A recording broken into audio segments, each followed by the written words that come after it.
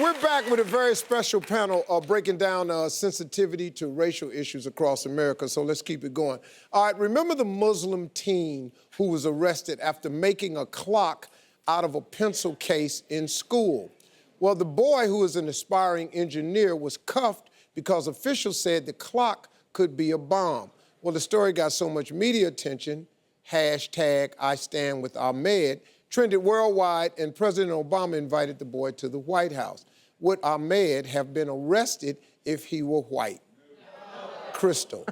I think if Ahmad was white and he came into that schoolroom and had that crazy-looking clock, I would react the same way. And I know one thing's for sure. If you and I were on a plane, Steve, and Ahmad came out with that clock looking like that and wanted to show the stewardess that clock, guess what? I'd be like, let's roll. We got to take this guy down. We got to take this kid down. Come on. If you're in the airport, you would have 100 TSA agents on that kid. It was a science project, and the clock was a science project. And when, he wasn't on an airplane, he was at a school. And when Bill Maher put that clock next to the clocks that the suicide bombers use in real life to, like, blow up people, they look the same. So if I was a teacher, I'd be like, whoa, Ahmad.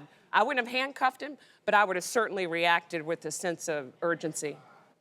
I think what is important is that the views that Crystal is sharing, that I think many of us don't agree with, many people do agree with. So we do have to address them.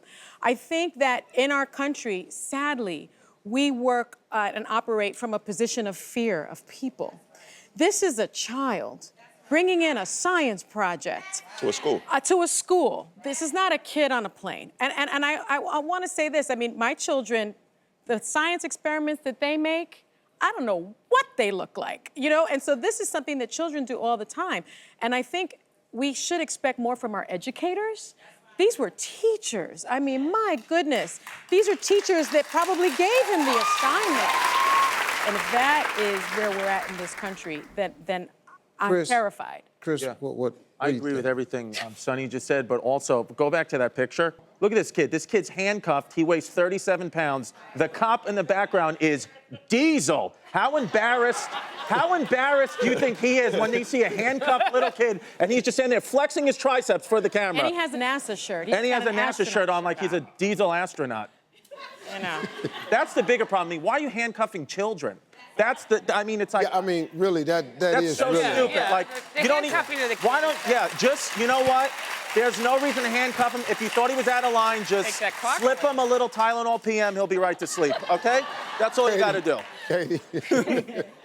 Well, I definitely disagree with what Sunny said in the sense that we have had teachers in the past who have had children come in who happen to be white, and they were heavily disciplined. They received 2-week suspensions, for example, for taking their Legos, and a 5-year-old took his Legos together and made a gun. A 5-year-old girl had a Hello Kitty bubble gum gun, and she just merely talked about it, and she was suspended. But those people didn't get tours of Google and Facebook and MIT. The president didn't invite them to the White House and give them a big hug. So there's a clear difference here. And yeah, I mean, I understand what you're saying, but they were suspended. That's a little bit different from arrested and handcuffed. I love suspensions. It's the arrest that kind of throw me off. The police immediately handed it back to the school as soon as they realized that this was actually a clock and not a bomb. Mm-hmm. So I don't think we can dwell on the arrest for so long. But like, here's a deeper problem. There are so many Muslims worldwide.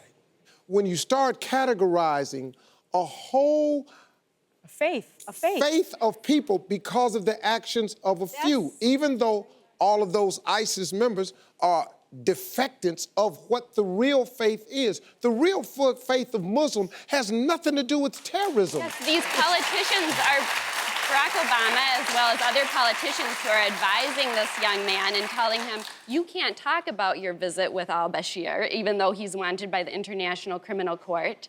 He's clearly being coached along the way by politicians who are using this, again, as a way to divide, to try to tell Muslim Americans that all other non-Muslim Americans dislike them, because then politicians have that power over both non-Muslims and Muslims to use us and to continue to buy votes.